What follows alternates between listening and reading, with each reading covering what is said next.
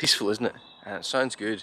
And that is shot with the onboard microphone on this tiny little camera, the Sony ZV1. And in just a few minutes, after a showcase of the capabilities of this camera, I'm going to sit down, talk about everything I love about this camera, a few things I don't like about this camera, mostly why the Sony ZV1 is the first compact camera for video that I am still using regularly, well over a year later. Let's go.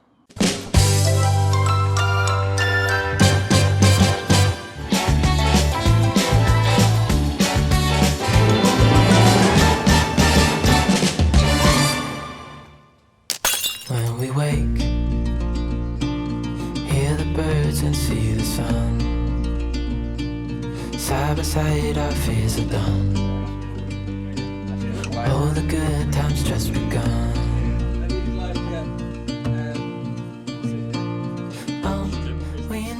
Back down Finnegrove Woods today. School of Bushcraft Camp. Jack is so cool.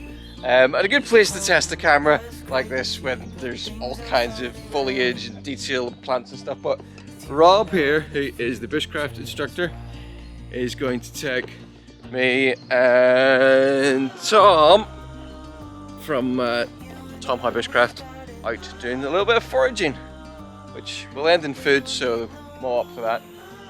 Gonna do a foraging course. That was the second take, that was better. It was better if I pressed sound record on. Oh, you hadn't recorded it?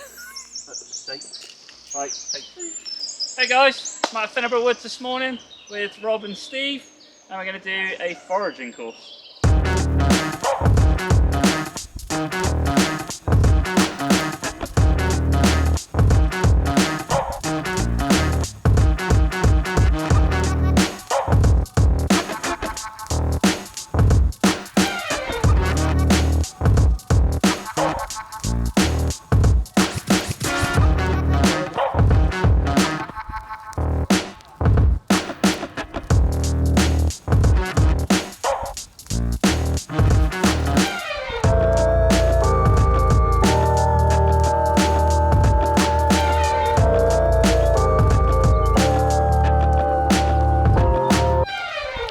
This is really cool here, this teepee.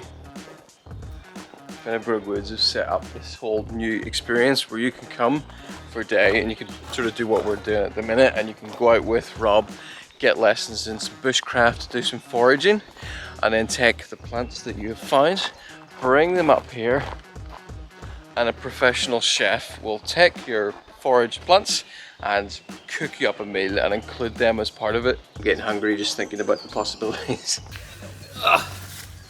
Right, best part of foraging, Tom is going to cook for us. Alright, Tom. Well, I'm gonna try. He's going to try.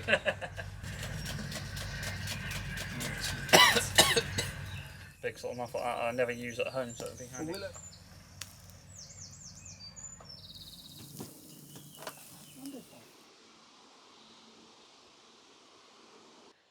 Well, thanks to Tom for cooking some steaks, and thanks to Rob for taking us out and doing a little bit of foraging. As I said, I'm here at Finnegrove Woods. If you're in Northern Ireland, you can go look them up and you can come here, you can do foraging courses, survival skills, and they've got a really nice coffee shop and they sell all, it's a nice place, you can go check them out. But also that video was a good opportunity to show off the capabilities of the diminutive Sony ZV1. So let's go find a seat, we'll sit down and we'll talk through everything I love and hate about the Sony ZV1.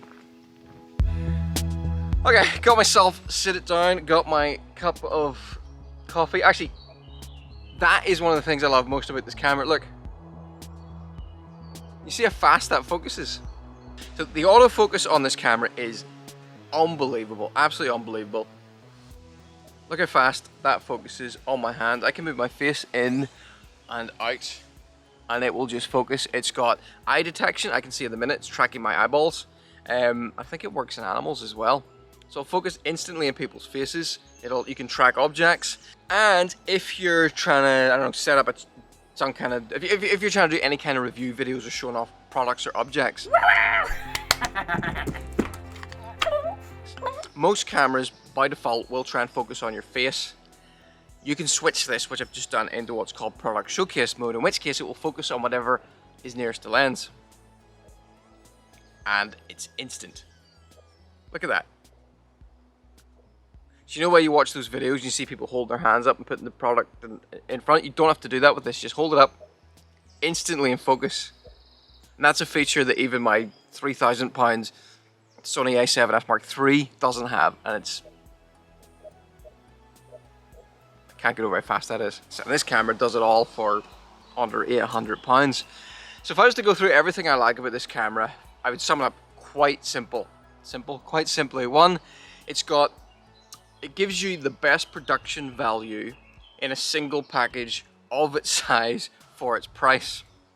Which sounds really complicated, but basically it's the best small camera you can buy. Now for around £800, you could go up bigger and you could get like a Micro Four Thirds camera. You could look at there's a bird flew past, the Panasonic G100 I think it was, which was Panasonic's vlogging oriented camera. It's Micro Four Thirds, you can swap the lenses out.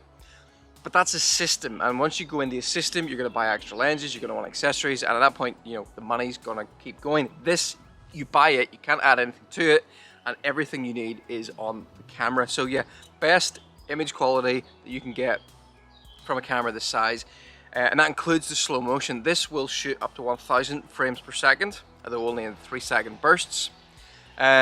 So you can shoot 250 frames per second, 500 frames per second in short bursts, but you can also shoot 120 frames per second continuously, which I shot quite a lot of the B-roll from today on. Anytime you saw slow motion, generally it was 120 frames per second.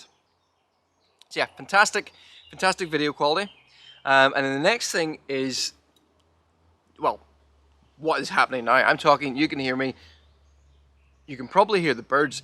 This camera has a fantastic mic built in, because one of the most ridiculous things about buying a really ultra compact camera for making videos or for vlogging is that they usually don't come with particularly good onboard audio.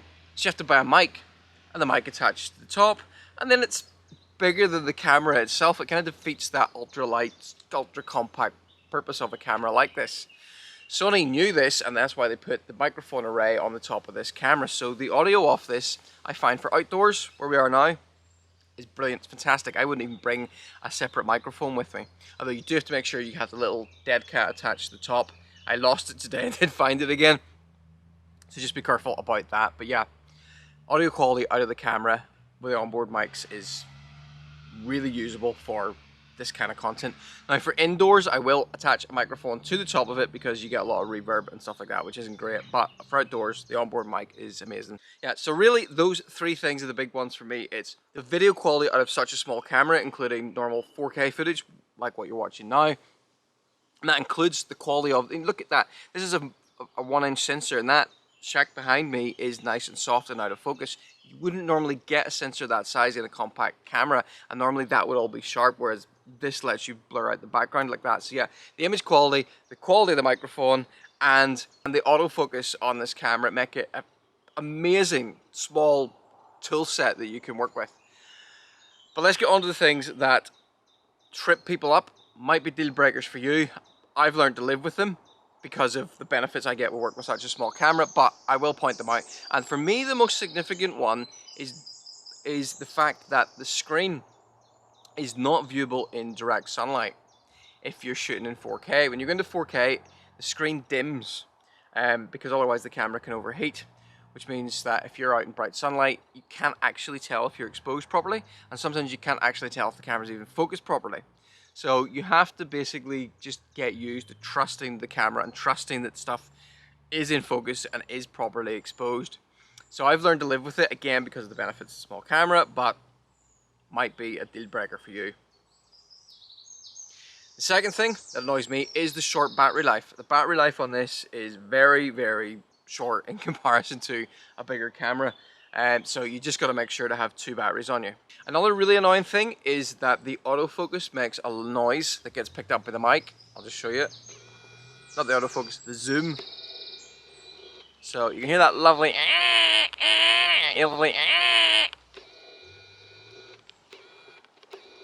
That's something that tripped me up quite a lot when I started using this camera, because I would zoom in the middle of something and you just I'd ruin part of a conversation. So you need to treat it almost as if, just don't record while you're zooming. Set up your shot, set what focal length you want to use and record, otherwise you get that horrible zoom noise. Okay, now last thing that's a little bit annoying is the focal length, how wide this lens is, because it's quite narrow. It's much more narrow than a typical vlogging lens would be. I think it's around 24 to 28 millimeter equivalent, whereas for vlogging people tend to use like as wide as 16 millimeters to maybe around 20. That's kind of seen as the sweet spot, which means that if you're holding it just to arm's length like this, your face is quite close, and if you want to get the steadiest shot possibly, you'll enable the active image stabilization, which if you're hand holding it will bring it into about here. So it's even narrower. I think it winds up being equivalent to about 35 mil. Now I've got a few ways around this.